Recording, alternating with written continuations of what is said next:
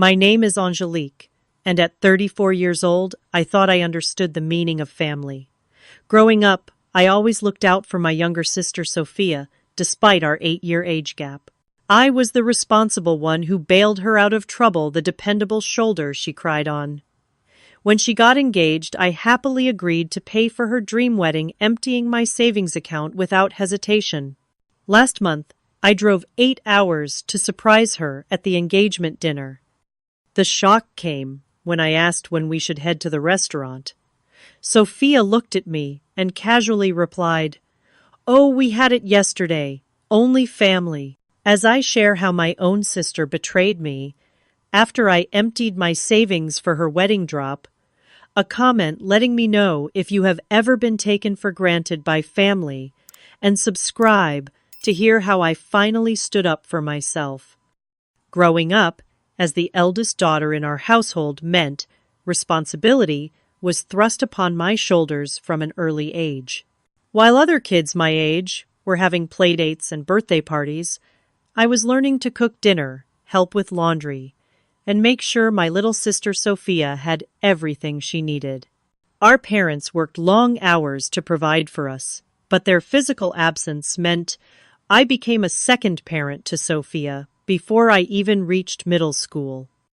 My parents had crystal clear expectations for me.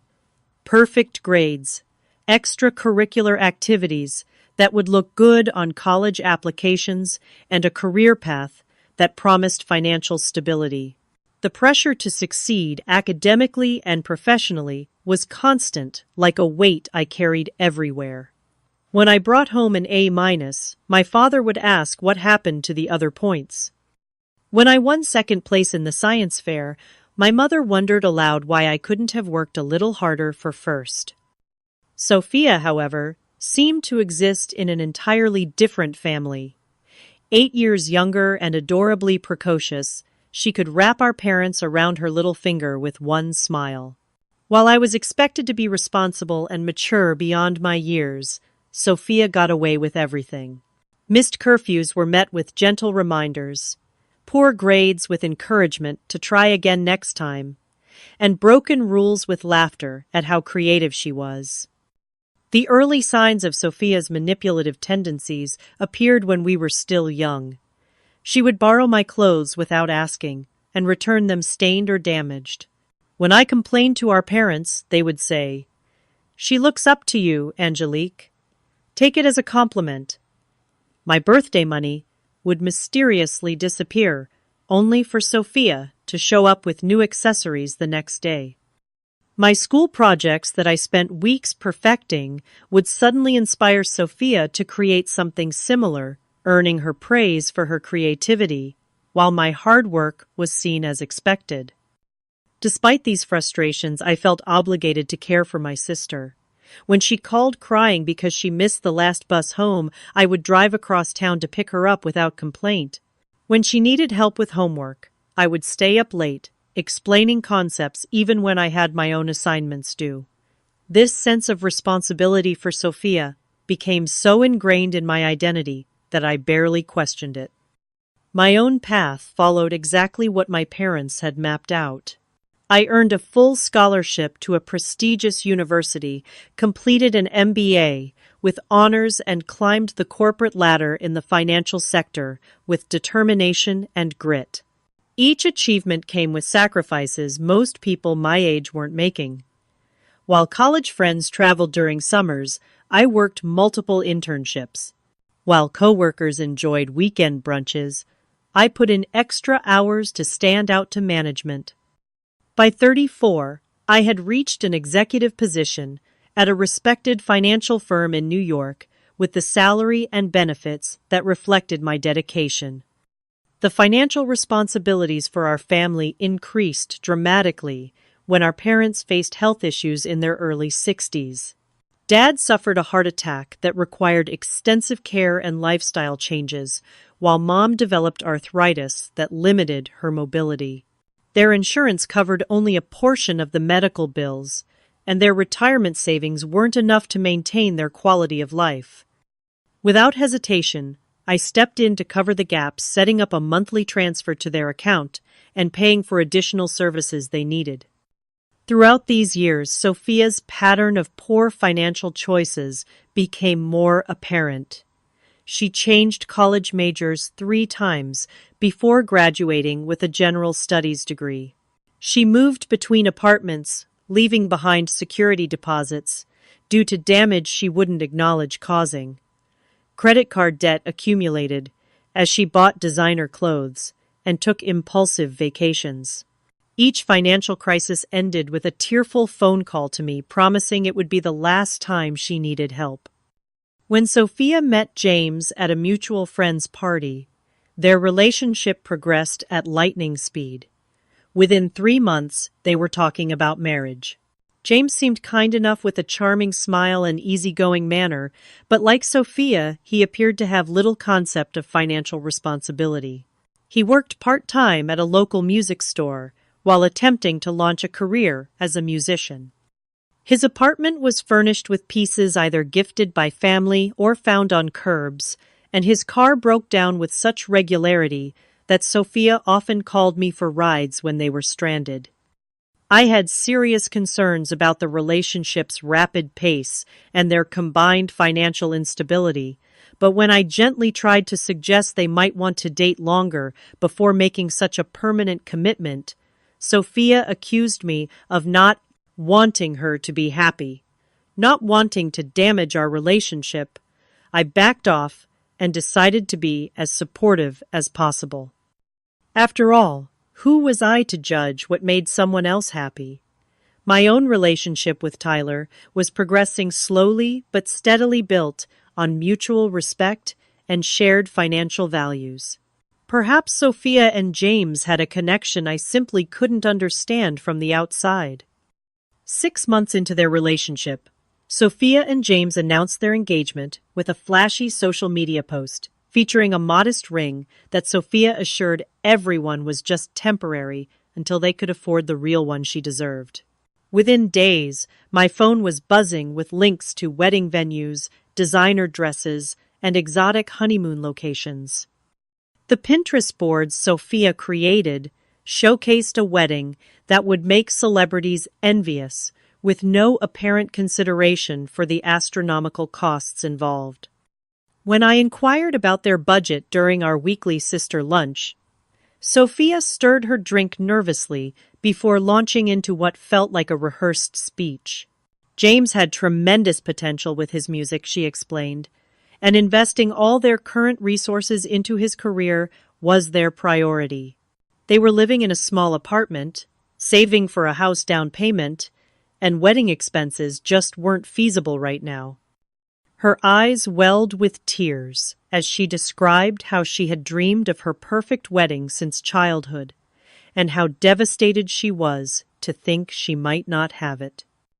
The emotional plea continued, with Sophia reminiscing about how I had always taken care of her, how our parents had always said I was the successful one who would go far, and how this was the most important day of her life. The conversation ended with the question I suspect had been the point all along: would I consider helping with the wedding expenses? Despite the warning bells in my head and the slight sinking feeling in my stomach, I agreed. Family was family after all, and I had been fortunate in my career. Opening a special savings account the next day, I deposited $45,000, an amount that represented years of careful saving for my own future. I called Sophia with the account details, expecting effusive gratitude, but instead received a quick thank you, followed by questions about whether the funds were immediately available and if more could be added if necessary. The wedding planning process quickly became more stressful and expensive than anticipated. Sophia rejected the first 3 venues for minor flaws, finally selecting one that exceeded the original budget by thousands. The wedding dress shopping expedition ended with Sophia choosing a custom design rather than the still expensive but more reasonable options I had suggested. The guest list expanded weekly, with James inviting distant connections from the music scene, and Sophia determined to include everyone who might post about the event on social media. With each extravagant decision, Sophia became increasingly demanding and unappreciative. Texts arrived at all hours with links to new vendors or accessories she suddenly could not live without. When I suggested alternatives or mentioned budget constraints, Sophia would respond with passive-aggressive comments about my lack of understanding or support, often followed by bringing up some long-ago slight or time I had supposedly let hair down. My feelings about the situation were increasingly mixed, but I pushed them aside out of loyalty to my sister. When Tyler expressed concern about the amount of money and emotional energy I was investing in Sophia's wedding, I defended my choices, though a small part of me recognized the truth in his observations. Tyler, who had grown up in a large family with healthy boundaries, gently suggested that perhaps my relationship with Sophia had elements of codependency rather than normal sibling bonds. I dismissed his comments, though they lingered uncomfortably in my mind. The first clear sign of being excluded from important decisions came when Sophia texted me photos of invitations she had already ordered rather than including me in the selection process. The design was beautiful, but featured calligraphy and premium materials that added significantly to the cost. When I mentioned I would have liked to provide input, Sophia replied that she knew I was busy with work and didn't want to bother me with small details, though she had no problem bothering me multiple times daily with other wedding questions. Despite feeling increasingly taken advantage of, I continued my efforts to maintain peace. I scheduled my rare vacation days around dress fittings and vendor meetings. I created spreadsheets to track expenses and timelines, which Sophia glanced at briefly before ignoring. I listened to hour-long phone calls about disagreements with bridesmaids or James's lack of enthusiasm for choosing between nearly identical shades of napkins. Through it all, I reminded myself that this was what sisters did for each other, even as the knot of resentment in my chest grew tighter. The situation became even more complicated when Sophia and James found a house they wanted to buy, a charming fixer-upper with potential but requiring significant work. Their combined savings fell far short of even a minimal down payment, and their credit scores ruled out favorable mortgage terms. One evening, over dinner at my apartment, as Tyler was out with friends, Sophia brought up the house, showing me photos with increasing excitement before eventually asking if I might help with the down payment as an early wedding present. Against my better judgment, and despite the substantial amount already committed to the wedding, I agreed to provide $20,000 toward their home, with the understanding that this was a gift, not a loan. The relief on Sophia's face was immediate, though no actual thank you was forthcoming. Instead, she launched into plans for renovations and decorating, seemingly unconcerned with the financial implications for either herself or me.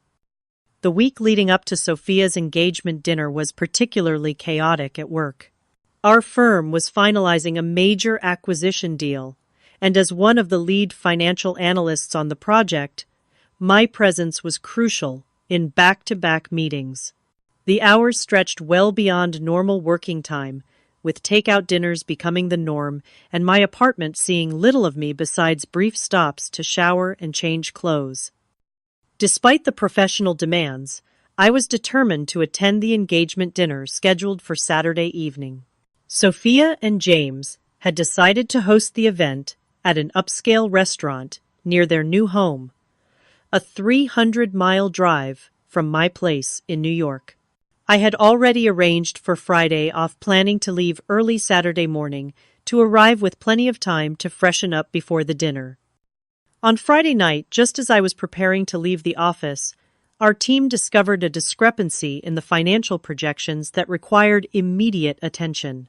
Hours of recalculations and emergency discussions followed with our CEO demanding solutions before anyone left.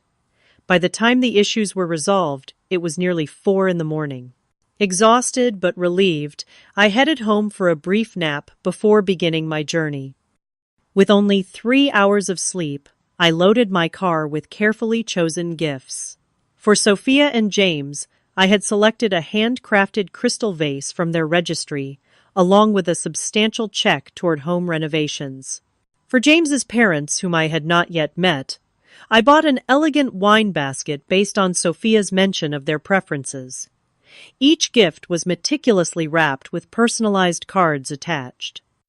The drive stretched longer than anticipated, with unexpected construction detours and heavy weekend traffic adding nearly 2 hours to the journey. Throughout the drive, I called Sophia several times, hoping to provide updates on my arrival time, but each call went unanswered. I assumed she was busy with preparations and left cheerful voicemails, instead maintaining my enthusiasm despite my growing fatigue. Finally arriving at Sophia and James's new house, I noticed several unfamiliar cars parked in the driveway and along the street.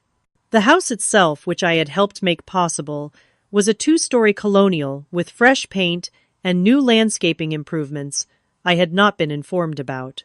Balancing the gifts in my arms, I rang the doorbell, eagerly anticipating the surprise on Sophia's face when she saw I had made it despite my work challenges. When Sophia opened the door, her expression was not the joyful one I had imagined. Instead, confusion briefly crossed her features before she composed herself. "Angelique, what are you doing here?" she asked, making no move to invite me inside or help with the packages I was carrying. "I'm here for the engagement dinner," I replied, the first twinge of unease settling in my stomach. "I know I'm a little early, but I wanted to help with any last-minute preparations." Sophia's laugh had a nervous edge as she finally stepped aside to let me enter. "The engagement dinner? Oh, we had it yesterday. Only family." The words hit me like a physical blow. Only family. As if I, her only sister, who had financially supported her for years, was somehow not included in that category. As if the 8-hour drive and thousands of dollars spent on her wedding and home were irrelevant to my status in her life. "I see." I managed to say, my voice surprisingly steady, despite the emotion threatening to choke me. I must have misunderstood the date. Before Sophia could respond, an older couple emerged from the living room, their curious glances taking in the scene at the door. "Is everything all right, dear?" the woman asked, her resemblance to James immediately identifying her as his mother. "Everything's fine, Mrs. Patterson," Sophia replied quickly. "This is my sister, Angelique. She thought the dinner was tonight instead of yesterday." Mrs. Patterson's confused expression deepened. "But weren't you just saying how disappointed you were that Angelique couldn't make it? We were all looking forward to meeting the sister you've told us so much about." The momentary flash of panic on Sophia's face told me everything I needed to know. She hadn't expected me to actually show up, had perhaps even deliberately given me the wrong date, and had created some narrative to explain my absence to James's family. "There must have been a miscommunication," I said smoothly, years of navigating difficult client situations helping me maintain my composure. "I'm sorry to have missed meeting everyone yesterday." Mrs. Patterson stepped forward to take one of the gift bags from my arms. "Nonsense, we're still here today, aren't we? James is just showing his father the backyard renovation plans. Come in and have some coffee at least." The next hour passed in a blur of polite conversation and internal turmoil. James's parents were warm and welcoming, seemingly genuinely interested in getting to know me. James himself appeared uncomfortable when he joined us, his glances toward Sophia suggesting he was aware of more than he let on. Throughout the stilted interactions, Sophia maintained a brittle smile, her attention primarily on her phone. When James's father asked about my contribution to the house down payment, mentioning how grateful they were for family support, Sophia quickly changed the subject. The pattern repeated when Mrs. Patterson inquired about wedding plans, specifically mentioning how Sophia had told them I was handling most of the arrangements due to my exceptional organizational skills. Excusing myself to use the restroom, I took the opportunity to check my own phone, having felt it vibrate several times during the conversation. Social media notifications filled my screen, and with a growing sense of dread, I opened the most recent one. There, in bright, cheerful photos, was evidence of last night's engagement dinner. Not the small family gathering Sophia had implied, but an elaborate party with at least 30 guests, many of whom I recognized as Sophia's friends.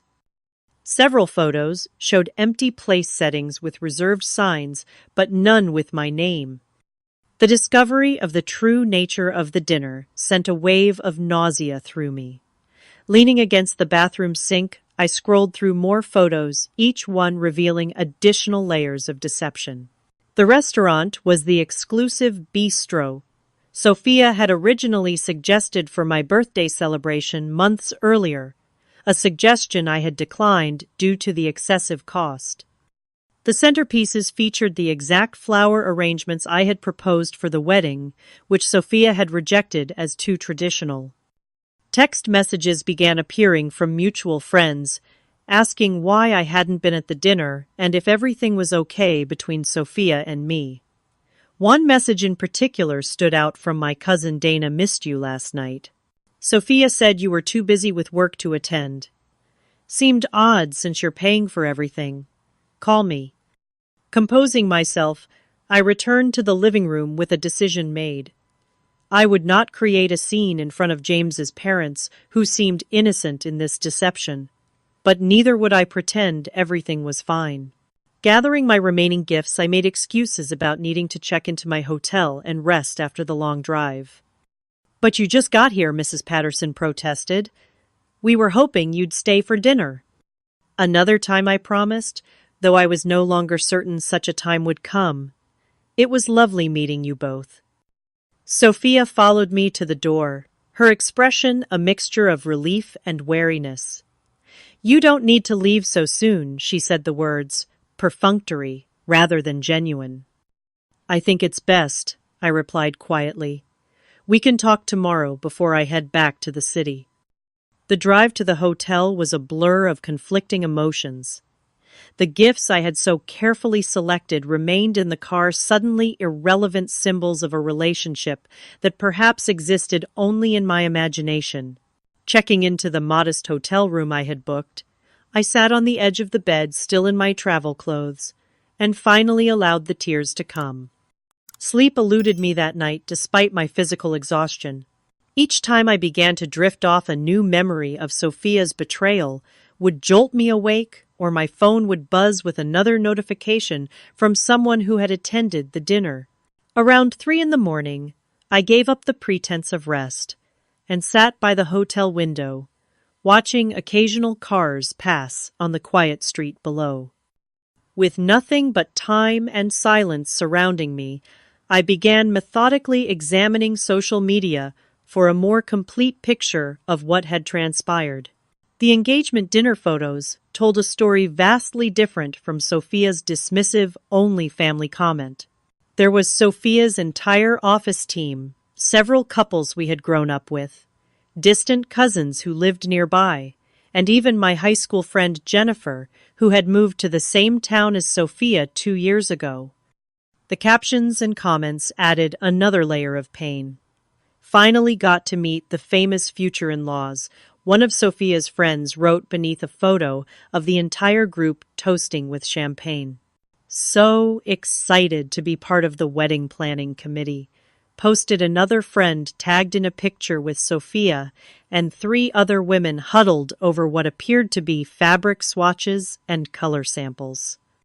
Around dawn, text messages began arriving from friends who had either been at the dinner or seen the photos. "Is everything okay between you and Sophia?" asked one. "Thought for sure you would be there last night," wrote another. The most difficult came from Jennifer, whose friendship with me predated her, knowing Sophia felt weird being at your sister's engagement dinner without you there. Sophia said you were too wrapped up in your career to come. That doesn't sound like you at all. By morning, my sadness had crystallized into something harder and clearer. I showered and dressed with deliberate care, applying makeup to disguise my sleepless night, and drove back to Sophia's house with a sense of purpose I hadn't felt the previous day.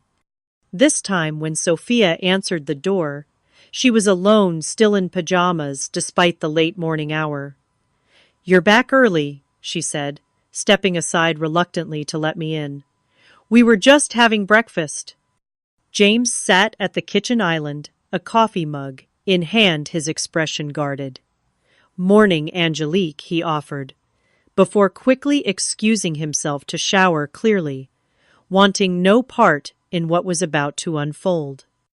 "We need to talk about yesterday," I said, once we were alone, keeping my voice level, despite the emotion threatening to spill over.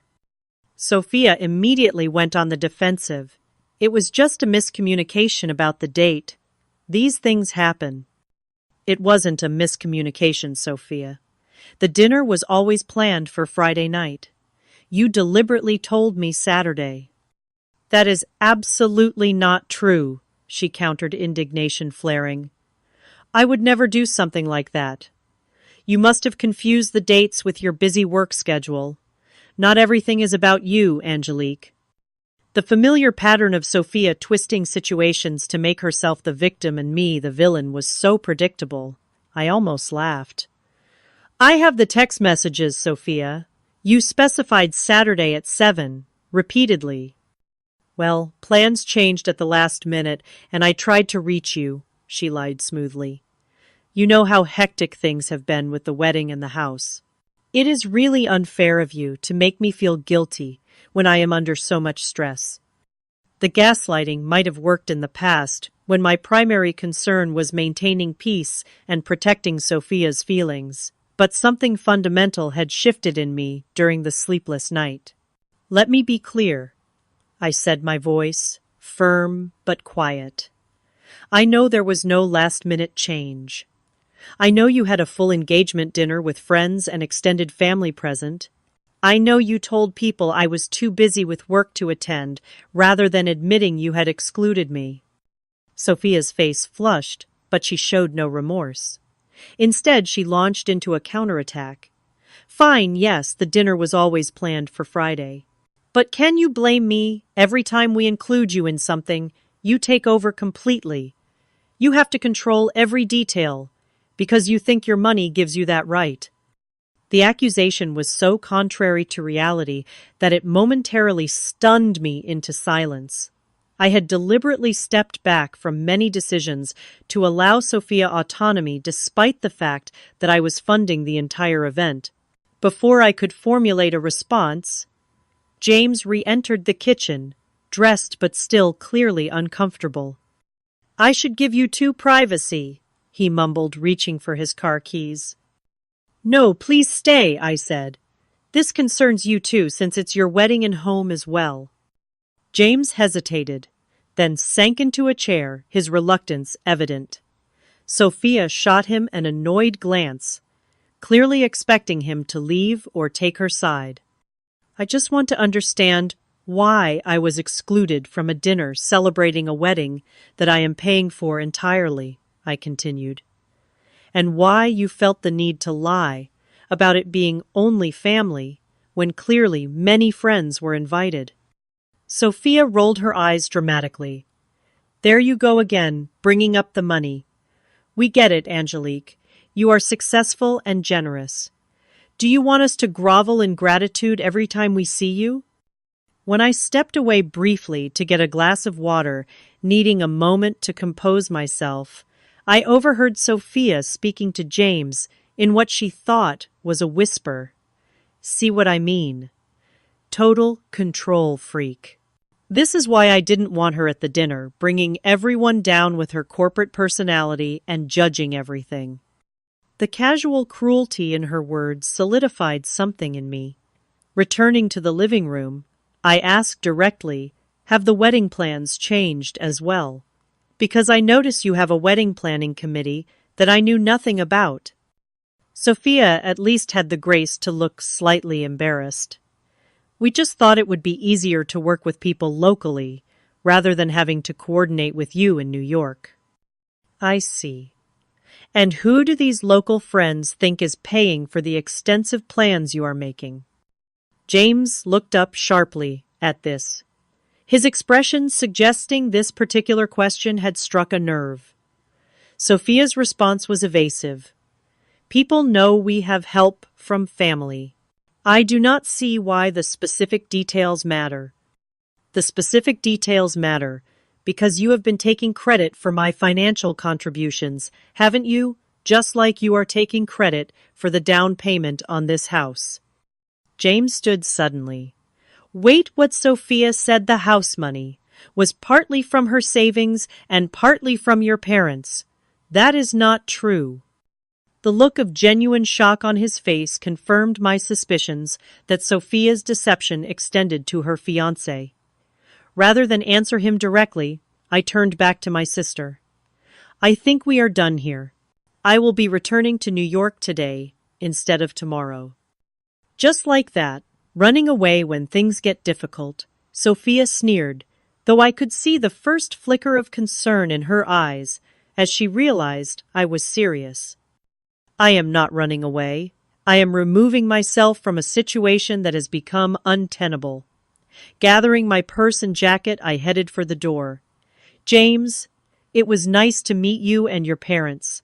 I wish you both the best." Sophia followed me outside, her voice rising as I walked to my car. "So that is it. You promised to pay for my wedding and then just change your mind because your feelings are hurt over a dinner."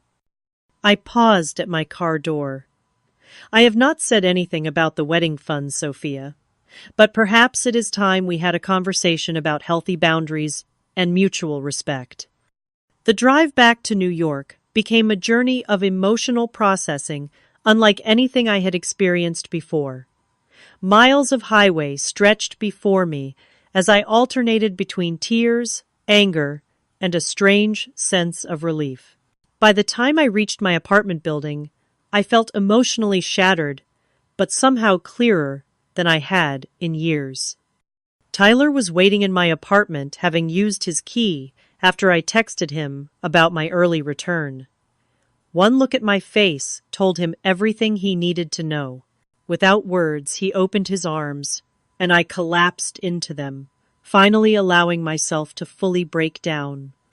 "She never saw me as family," I sobbed against his shoulder, "just as a bank account with an endless supply of funds and forgiveness." Tyler held me tightly, stroking my hair. "You have given that girl everything, Angie. Your money, your time, your emotional energy. Maybe it is time to start giving some of that to yourself instead." In the safety of my apartment, with the one person who truly seemed to value me for myself, rather than what I could provide, the full weight of years of manipulation and one-sided giving crashed down around me.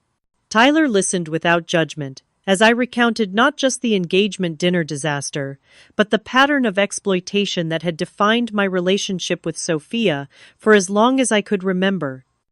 "What hurts the most," I admitted, as we sat on my couch hours later, takeout containers forgotten on the coffee table, "is not the money. It is the realization that she actively did not want me there, that she was embarrassed by me in front of her friends, even while depending on me for everything." "That says everything about her character and nothing about yours," Tyler said firmly. "The question now is what you want to do about it." What I wanted to do about it was a question that would keep me awake for many nights to come, but the seed of an answer had already been planted during that long, solitary drive home. For the first time in our adult lives, I was considering the possibility of a relationship with my sister based on mutual respect rather than financial dependence, or perhaps no relationship at all if that respect could not be Established. The week following my return to New York became a period of intense reflection and reevaluation. While externally I maintained my professional composure at work internally, I was dismantling and examining every aspect of my relationship with Sophia. Memories that I had previously dismissed took on new significance in light of the engagement dinner deception. The Christmas she had opened my gift with barely concealed disappointment before immediately asking if I could help with her January rent. The time she had borrowed my car and returned it with an empty tank and a dent she never mentioned. The graduation celebration where she had taken credit for organizing everything, when in reality, I had handled every detail and expense. On Wednesday, I scheduled a meeting with my financial advisor, Marion, who had previously expressed concerns about the amount I was allocating to Sophia's wedding and house. Marion's office, with its serene blue walls and impressive city view, had always been a place where I felt in control of my future. This visit was different, tinged with the embarrassment of admitting how right her cautions had been. I need to understand exactly what has been spent already and what options I have for the remaining funds, I explained, after bringing her up to date on the situation. Marion's expression remained professionally neutral. Though I detected a hint of the "I told you so," she was too tactful to verbalize. The wedding account is structured as a gift trust with you as the trustee, which gives you some control. Let me pull up the transaction history. What Marion showed me next sent a chill through my body. Beyond the vendors I had approved, there were numerous withdrawals and charges I had no knowledge of. Boutique purchases, spa treatments, restaurant bills, far exceeding normal planning meetings, and even airline tickets to a destination I didn't recognize. Sophia has been making unauthorized purchases with the wedding fund, I said, slowly the reality of the situation sinking in. It appears so, Marion agreed. The account was set up with both of you having access per your instructions. However, as the trustee, you can modify that arrangement. The next day, I consulted with a lawyer specializing in family financial matters. Lisa Cohen's office was less imposing than Marion's, but her direct manner was exactly what I needed. After listening to my situation, including both the wedding fund and the house down payment, she laid out my options with brutal clarity. The wedding fund is more straightforward since you established it specifically for that purpose and maintained trustee status, she explained.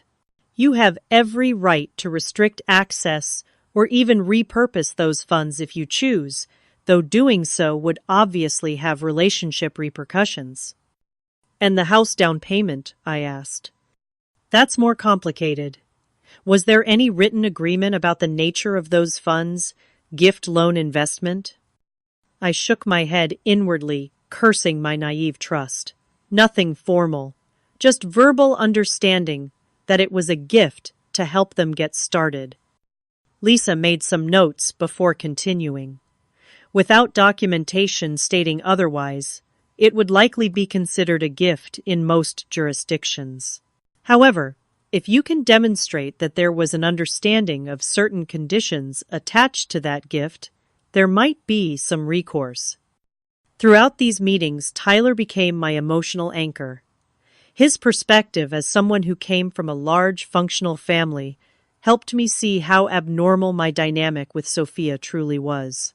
One evening, as we walked through Central Park, watching the sunset paint the buildings in gold, he helped me frame what had been happening in terms I had avoided acknowledging. What you're describing isn't just someone taking advantage occasionally, he said carefully. It's a pattern of emotional and financial abuse. She knows exactly which buttons to push to make you feel responsible for her happiness and security.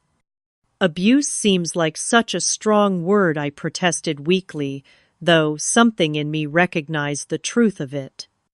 Strong situations require strong words, Tyler replied. Think about it this way. If a friend told you her boyfriend treated her the way Sophia treats you, what would you call it? The question lingered in my mind as I formulated a plan to protect myself while still leaving room for our relationship to potentially heal. With guidance from both Marian and Lisa, I made several concrete decisions. First, I changed the access settings on the wedding fund account, requiring my approval for any withdrawals or charges. I did not empty the account or remove funds already committed to deposits, as doing so would affect innocent vendors, but I ensured no new unauthorized spending could occur.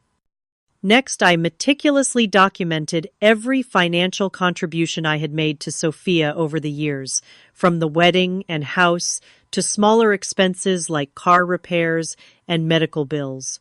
This wasn't with the intention of demanding repayment, but rather to have a clear picture of the pattern and to ensure I wasn't minimizing the situation in my own mind.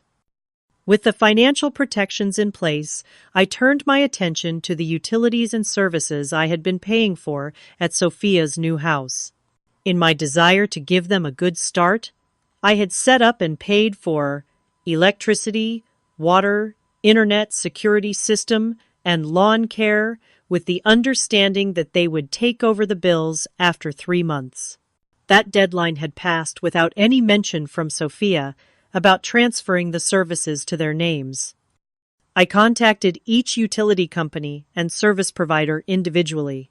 Rather than immediately canceling, which felt unnecessarily punitive, I arranged for transfer notices to be sent, giving Sophia and James 30 days to put the accounts in their names before services would be discontinued. I also set up automatic cancellation if the transfer wasn't completed within the grace period, knowing from experience that Sophia might ignore the initial notices. The most challenging part of my plan involved emotional rather than financial preparation. With Tyler's encouragement, I began seeing a therapist who specialized in family dynamics and codependency. Dr. Peterson's gentle but incisive questions helped me recognize patterns that extended back to childhood, when I had internalized the belief that my value was tied to what I could provide for others, particularly Sophia. Your sister learned early that emotional manipulation would get her what she wanted from you, Dr. Peterson observed during one session. But relationships, even between siblings, need to be reciprocal to be healthy. I don't even know what that would look like with Sophia, I admitted. She's never had to consider my needs or feelings, which is why establishing boundaries is so crucial now. It's not about punishing her, but about creating the possibility for a more balanced relationship in the future. Establishing a support network beyond Tyler became another priority. I reconnected with friends I had neglected, while focusing on Sophia's demands.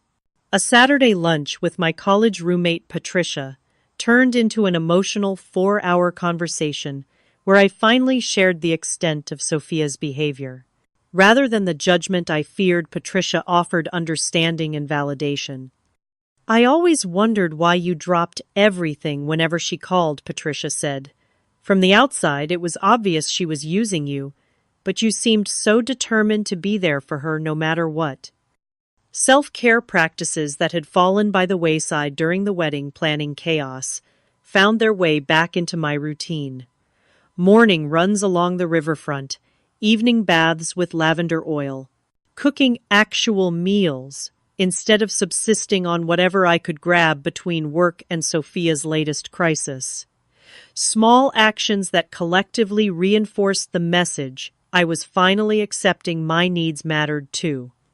By the end of the week, I felt prepared for the inevitable confrontation that would come when Sophia discovered the changes I had made. I rehearsed responses to the tactics I knew she would employ, emotional triggers that had worked in the past, but which I was now armored against. When Tyler asked if I was nervous about her reaction, I surprised myself with my answer. I'm not nervous. I'm sad that it's come to this, but for the first time, I'm putting myself first without feeling guilty about it. That feels right, even if it's also difficult. The weekend passed without word from Sophia, which was unusual, but not alarming given our last interaction.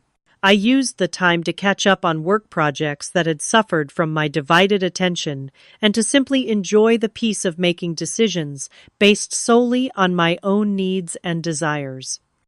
It was a novel experience choosing a restaurant without considering if Sophia would approve watching a movie, without anticipating her commentary spending Sunday afternoon, reading without my phone, constantly alerting me to her latest demands. On Monday morning, as I prepared for a client presentation, I realized I had not thought about Sophia's wedding details once during my morning routine. It was a small victory, but significant, a sign that the psychological hold she had maintained for so long was beginning to loosen. With that realization came a sense of lightness I had almost forgotten was possible, and I walked into my office with a confidence that had nothing to do with financial success and everything to do with reclaiming my own life. The first utility disconnection notice must have arrived precisely 1 week after my return to New York. My phone, which had been blessedly silent regarding Sophia matters, suddenly exploded with notifications around 9 in the evening. 3 missed calls, 5 text messages, and an angry email all arriving within minutes of each other. I was enjoying a quiet dinner with Tyler when the barrage began. The peaceful atmosphere of my apartment immediately charged with tension as my phone vibrated repeatedly against the table. Tyler noticed my expression change and reached across to squeeze my hand. "You don't have to respond right away," he reminded me gently. "Or at all if you're not ready." Taking a deep breath, I silenced the phone without checking the messages. "You're right. This is our time. Whatever crisis Sophia is manufacturing can wait until after dessert." It was nearly 11 when I finally read the increasingly frantic communications. The first text was deceptively casual. "Hey sis, something weird happened with the electricity bill. Call me when you get a chance." The subsequent messages abandoned any pretense of casualness. "The power company says service will be disconnected if we don't transfer the account in 30 days. What's going on? And then, are you seriously cutting off our electricity because of a stupid misunderstanding about a dinner? This is incredibly petty, Angelique." The voicemails followed a similar pattern of escalation, with the final one featuring Sophia's voice tight with barely controlled rage. "You need to fix this immediately. We can't afford to set up new accounts right now with all the wedding expenses. Call me back tonight, no matter how late." Rather than responding immediately, I took time to center myself using the techniques Dr. Peterson had recommended. I wrote out what I wanted to convey, focusing on clear boundaries rather than emotional reactions. Only then, with Tyler's supportive presence nearby, did I call Sophia back. She answered on the first ring. "Finally, you need to call the power company first thing tomorrow and tell them there's been a mistake." "There hasn't been a mistake, Sophia," I replied, keeping my voice calm and neutral. "The arrangement was always for me to cover the first 3 months of utilities, after which you and James would take over the accounts. The 3 months ended last week. But you know we can't afford all these bills right now. The wedding is eating up every spare penny we have." "Every spare penny I have provided, you mean," I corrected gently. "And that's something we need to discuss as well. I've made some changes to the wedding fund account access." The silence on the other end of the line was brief but telling. When Sophia spoke again, her voice had taken on the wounded quality that had so often swayed me in the past. "I don't understand why you're doing this to me. Is this all because I messed up one dinner invitation?" "This isn't about the dinner, though, that was certainly illuminating. It's about establishing healthier boundaries in our relationship. The utilities need to be transferred to your names within 30 days, or they will be disconnected. That's not a threat, it's simply information." "We can't pay all that. You know James doesn't make much at the music store, and my job barely covers our existing bills." I understand that managing finances can be challenging, but these are responsibilities that come with homeownership. Perhaps you could consider scaling back some of the wedding expenses to accommodate these essential costs. Sophia's response was immediate and harsh. Scaling back the wedding. After you promised to cover everything, are you seriously going back on your word because I hurt your precious feelings? I took another deep breath before responding, refusing to be baited into an emotional reaction. I'm not going back on any commitments to vendors who have already been engaged. However, any new expenses will need my approval going forward, and I've restricted access to the account to prevent unauthorized use. Unauthorized use? What are you talking about? The spa days, clothing purchases, and restaurant bills that had nothing to do with wedding planning. The fund was established for the wedding itself, not as a general expense account. The conversation devolved rapidly from there, with Sophia cycling through familiar tactics. She accused me of being controlling, reminded me of times she had supposedly been there for me, suggested I was jealous of her happiness with James, and finally resorted to threats about cutting me out of her life completely. Throughout her emotional barrage, I maintained my composure, repeating my boundaries calmly and refusing to engage with manipulative arguments. I love you, Sophia, I said finally when she paused for breath. I want us to have a relationship based on mutual respect rather than financial dependence. I'm open to discussing how that might look when you're ready. I ended the call soon after, emotionally drained, but also experiencing a strange sense of accomplishment. For perhaps the first time in our adult lives, I had stated my boundaries clearly and held firm despite Sophia's attempts to bulldoze them. The second utility notice arrived 3 days later, this one for the water service.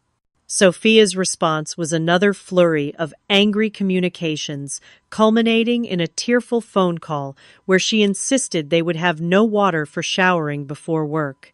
I calmly reiterated that they simply needed to transfer the account into their names, not that the water would be immediately shut off, but my rational explanations fell on deliberately deaf ears.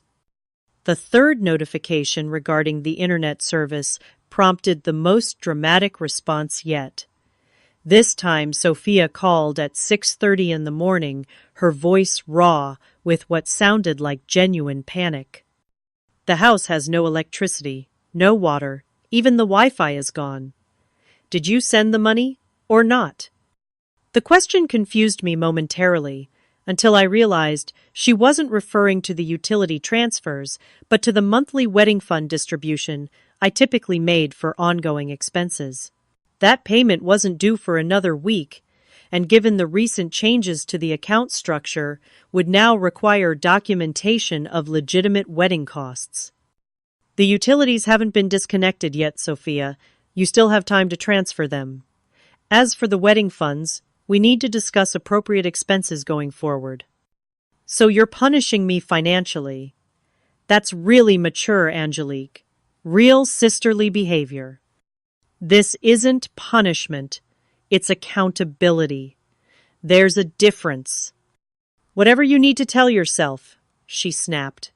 When my wedding falls apart because you've decided to be petty and withhold funds you promised, I hope you can live with yourself. I remained calm, despite the barb. Only for family, remember. The momentary silence on the other end told me the pointed reference to her engagement dinner exclusion had hit its mark. When Sophia spoke again, her voice had shifted from aggressive to calculating, a tone I recognized from countless previous manipulations. Look, I admit the dinner situation wasn't handled well. I should have been clearer about the date change. But punishing me financially over a miscommunication seems extreme. There was no miscommunication or date change, Sophia. You deliberately excluded me from an event celebrating a wedding I'm paying for, and then lied about it being only family when multiple friends were present. Let's at least be honest about what happened. Before Sophia could respond with another denial, I heard muffled voices in the background, followed by James apparently taking the phone. His tone was conciliatory but strained. Angelique? Hi, it's James. Look, things have gotten a bit heated between you two, and I think we all need to take a step back. Is there any way we could meet in person to discuss everything, maybe this weekend? The reasonable approach was unexpected, particularly from James, who had generally avoided direct involvement in financial discussions. I agreed to a Saturday meeting at a neutral location, a cafe, halfway between our homes, with the condition that we focus on solutions rather than recriminations. The relative peace lasted less than 24 hours before my parents became involved. Their call came during my lunch break, my father's gruff voice tinged with disappointment as he immediately launched into the situation without preamble. Your sister says you're threatening to cancel her wedding funding over some petty disagreement. What's going on, Angelique? This doesn't sound like you. It was precisely the opening I needed to explain the full history of financial support I had provided, not just for Sophia's wedding, but for years of her adult life. My parents listened with increasing discomfort as I outlined the pattern of manipulation and exploitation culminating in the engagement dinner exclusion. We had no idea you were covering so much, my mother admitted quietly. Sophia told us the wedding funds were coming from your bonus at work, something extra you didn't need. And the house down payment, she said. That was a small contribution, not the entire amount. That's been the pattern for years, I explained. Sophia minimizes my contributions while maximizing her needs, and I've enabled it by never setting clear boundaries. My father, always the more practical of my parents, asked direct questions about the financial arrangements and changes I had made. While initially skeptical, by the end of our conversation, he seemed to understand my position, even if he wasn't entirely comfortable with the confrontation it had created. Family should help family, he said, his standard refrain, whenever money and relatives intersected. But I suppose there needs to be appreciation and respect on both sides. That's all I'm asking for, I agreed. I'm not cutting Sophia off completely. I'm just requiring accountability and honesty about how my money is being spent and expecting to be treated with basic courtesy in return. The family fallout expanded beyond my parents as extended relatives began taking sides in what Sophia had apparently framed as my attempt to ruin her wedding out of jealousy. Social media became a minefield of passive-aggressive posts about true family loyalty and fair-weather sisters. Some relatives reached out directly, either to express support for Sophia or to tentatively ask for my side of the story. The most surprising ally emerged in my cousin Dana, who had been at the engagement dinner. Her message arrived unexpectedly one evening as I was preparing for the weekend meeting with Sophia and James. I should have said something sooner, she wrote.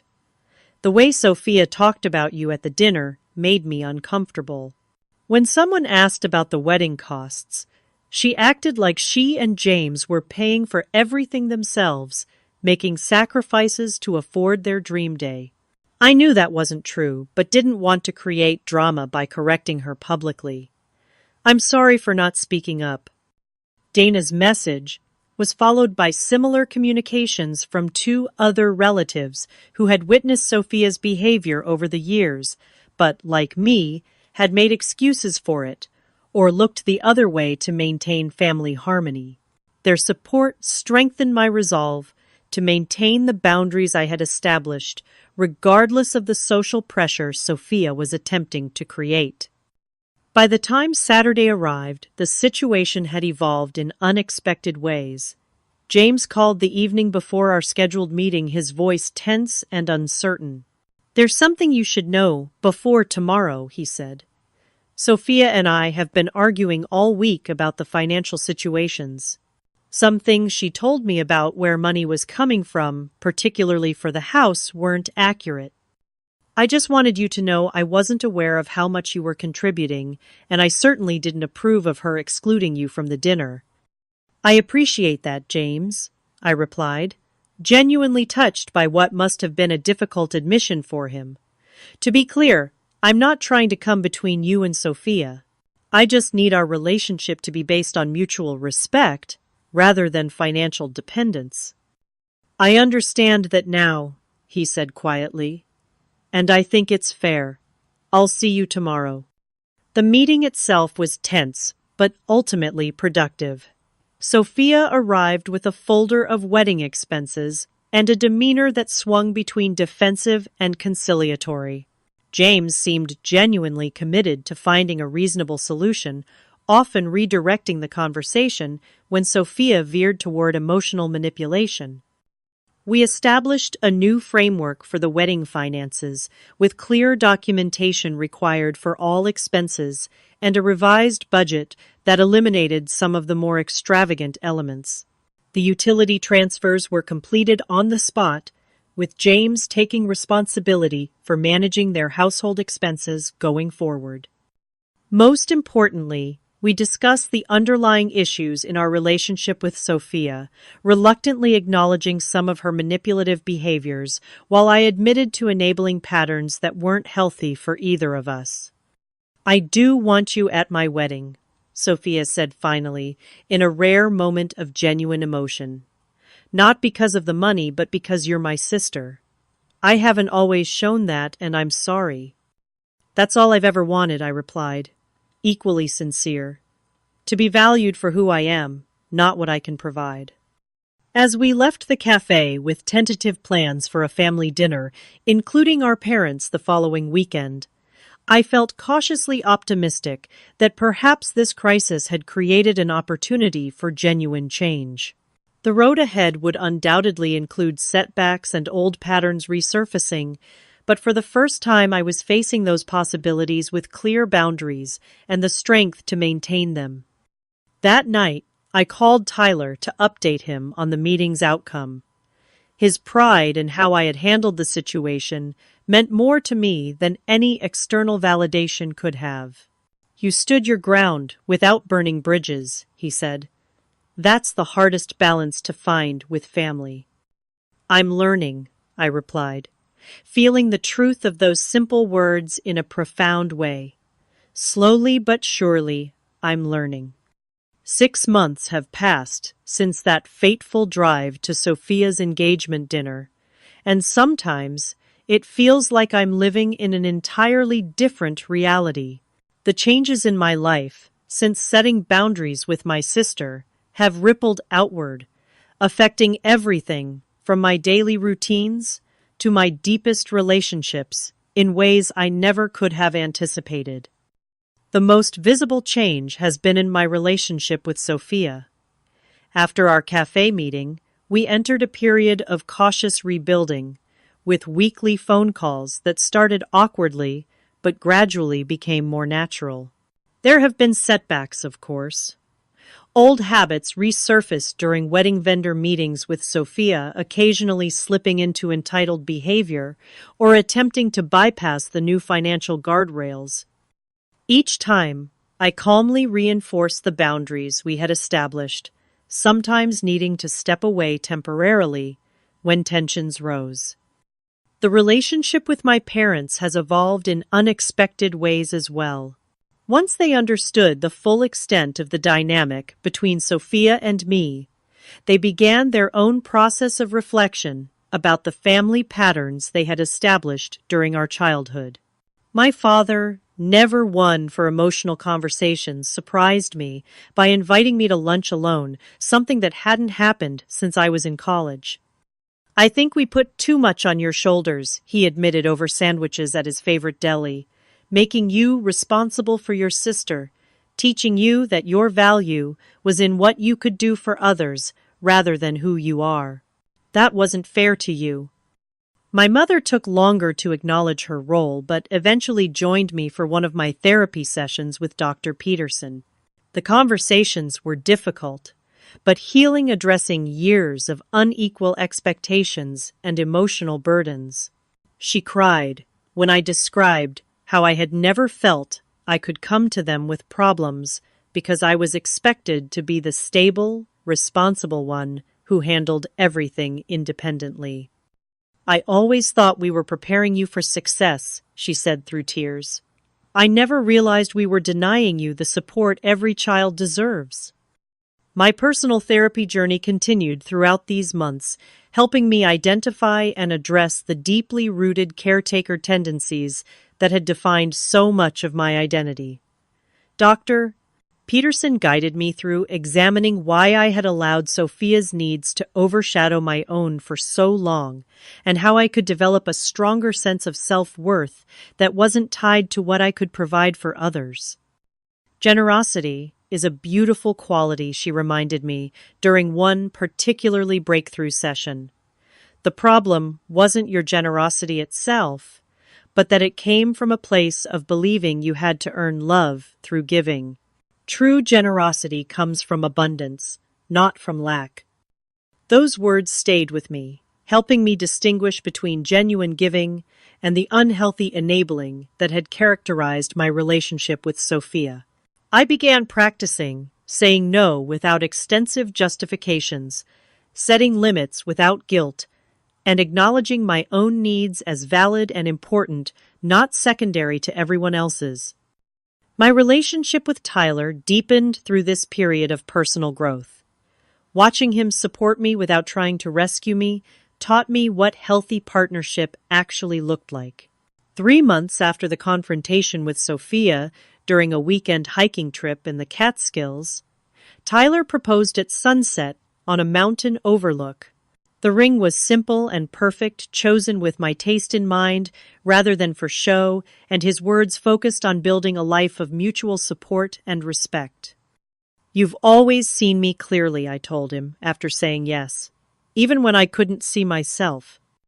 Our engagement led to wedding planning conversations that contrasted sharply with the experience of funding Sophia's extravaganza. We decided on a small ceremony at a mountain lodge, with only our closest friends and family present. The budget reflected our values rather than external expectations, with significant portions allocated to experiences we would share with loved ones rather than superficial displays. Meanwhile, Sophia and James made their own adjustments. The financial reality of homeownership and independent bill management created tension in their relationship, but also forced necessary growth. They postponed their wedding date by a year, deciding to focus on establishing financial stability before taking on the expense and stress of a major event. James began working additional shifts at the music store and exploring more practical applications for his musical talents, such as teaching and session work, while Sophia reluctantly accepted a promotion that offered better pay but less flexibility than her previous position. My contact with Sophia became more limited, but also more genuine. Without the constant financial emergencies and emotional manipulations, we began discovering if we actually enjoyed each other's company and shared any interests beyond our family connection. Some weeks, the answer seemed to be no, but other times we found unexpected common ground, particularly as Sophia began taking responsibility for her own life and developing insights about her behavior. During a Sunday phone call 4 months after our confrontation, she said something that indicated real growth. "I saw this purse I really wanted yesterday, something I would have immediately called and guilted you into buying for me before. Instead, I calculated how many extra hours I would need to work to afford it myself. It wasn't worth it." "That's a big shift in perspective," I noted, genuinely impressed. "Yeah, well, turns out things feel different when they come from your own work." "Who knew?" She laughed, but there was genuine reflection beneath the humor. The lessons I've learned through this painful experience have transformed how I approach all relationships in my life. I've become adept at recognizing manipulation tactics not just from Sophia, but from colleagues, acquaintances, and even friends who had fallen into patterns of taking without giving.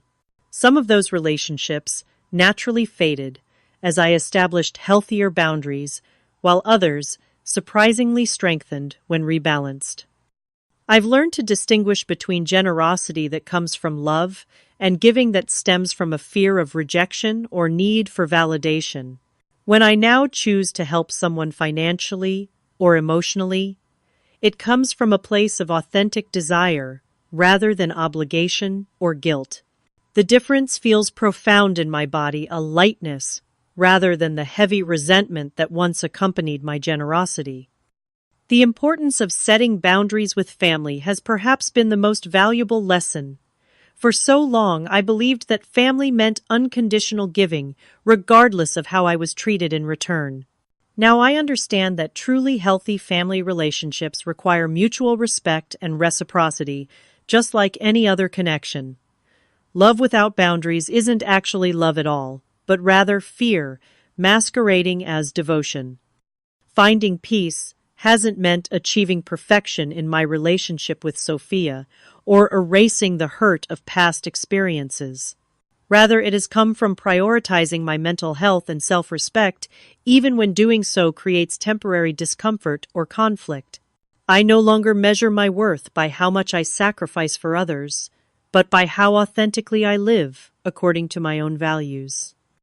When I reflect on the journey from that devastating moment at Sophia's front door to where I stand today, I feel immense gratitude for the painful awakening it triggered.